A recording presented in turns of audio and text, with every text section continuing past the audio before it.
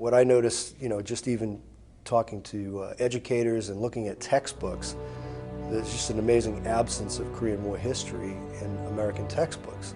But it was really a very important part of American history.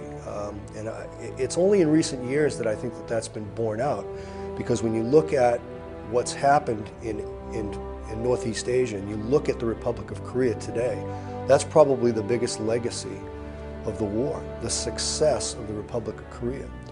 So that all that energy and effort that was expended during those 3 years of war from 1950 to 53, and then even in the aftermath of the war, it added up to something pretty important. We have a tremendous ally in the Republic of Korea that continues to partner with us today. Well, it's very important because, first off, it represents the Department of Defense's recognition of the incredible service of our veterans from the Korean War period. And there are a group of veterans that are oftentimes forgotten. We hear of our World War II veterans very often, and then we move right into the Vietnam period, and oftentimes the Korean War veterans' contributions, and they're great, have been ignored. So this is an opportunity for the Department of Defense to really honor these guys, make sure that they are rightfully recognized for their incredible contributions to our nation and to the Republic of Korea.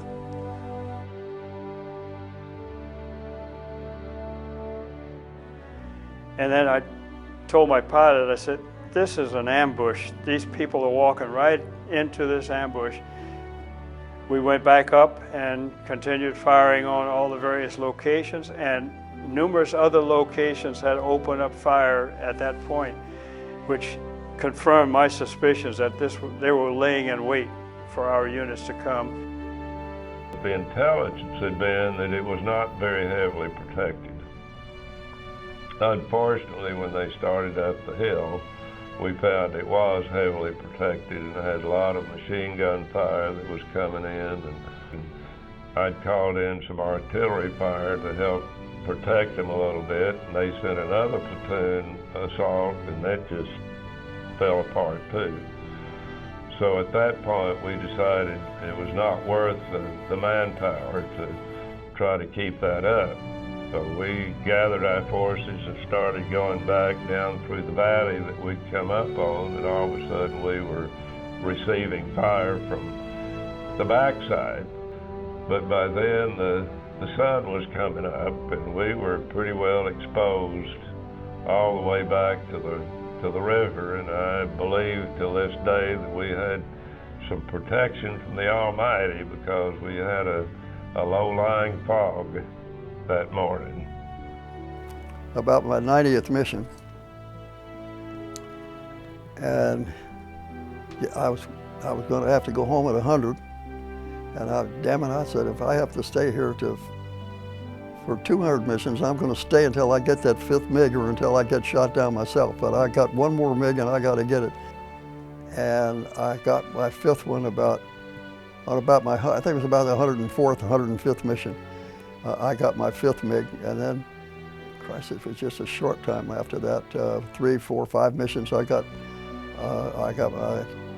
2 on one mission, and the next thing I knew, I turned around and my wing commander was down there meeting my airplane. And when I came back with that 2, I had 7 kills. And KW60, who was, of course, the leading ace in World War II, KW60 had 6.5, and he was the leading ace and was in the other wing. My wing commander wanted the leading ace to be in his wing. And so when I landed, I didn't even think about it, but that moved me from 5 kills to 7 kills. And it boosted me a half a kill above the KW60. And boy, Colonel Thing was our commander, and he came out there, and I thought, good God, what did I do? There's a wing commander and somebody else to meet my airplane. I'm wondering what the hell did we screwed up? And as soon as I got down the ladder, Colonel Thing came over, and he's just bursting with pride. He says, God damn, this is finally somebody beat that son of a bitch KW60. He was just happy as hell to get the leading ace in the theater back in his wing. We were tried and convicted as war criminals. So we had no rights under the Geneva Convention. They didn't have to tell the U.S. government that we were captured. Taken back into the courtroom, retrialed, then a few days taken out, dug scratched out a shallow grave, put down on my knees, hands tied behind my back, blindfolded, and an officer stood behind me with a pistol and clicked off a dry round, just click. The door opened and an officer stuck his head in. He said, "Shh, follow me." And so the 6 or so of us walked out into the dark of the night, and this officer led us between several of the buildings in the POW camp, and we ended up in what was the camp kitchen. And it was dark inside. We were wondering, what in the world is going on? One of the officers reached up and pulled the switch of a single light bulb in the middle of the room, and on the table was a cake decorated as the flag of the United States. Its blazing stars and stripes. I knew, and it reminded me that that flag represented every POW, in fact, every man that had given his life in Korea. As we stood there, one of the officers said something about duty, honor, and country, gave a little speech, and then we placed our hands over our hearts, and we pledged allegiance to that flag and our country. And as we did, I was thinking to myself, what are the communist guards come and catch us doing this? But we didn't have to worry about it for long because we quickly devoured the evidence.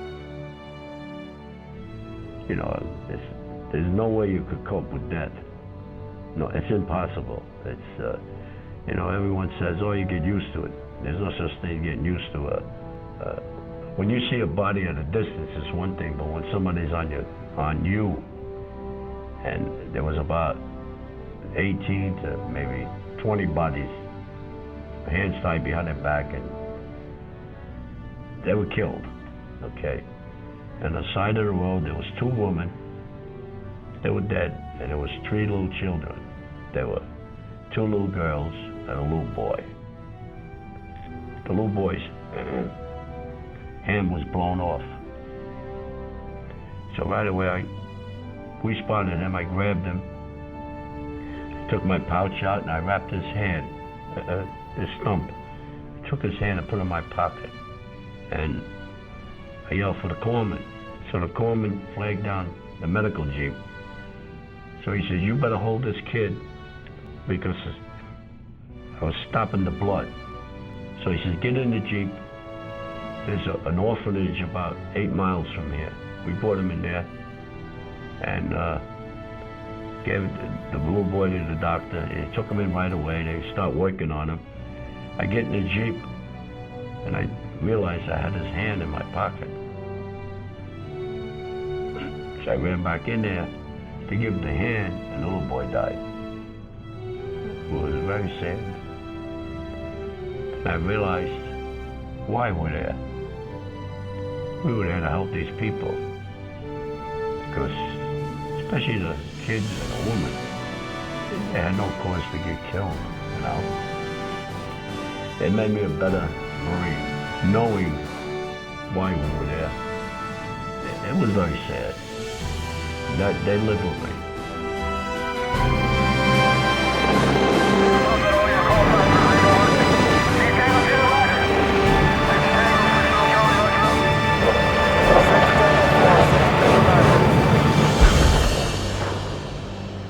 If a Korean War veteran is thinking to himself, you know, was it all worth it? If he looks at just the example of South Korea, the Republic of Korea, what better, you know, lasting tribute to what they did over there than to see that country prospering the way it is.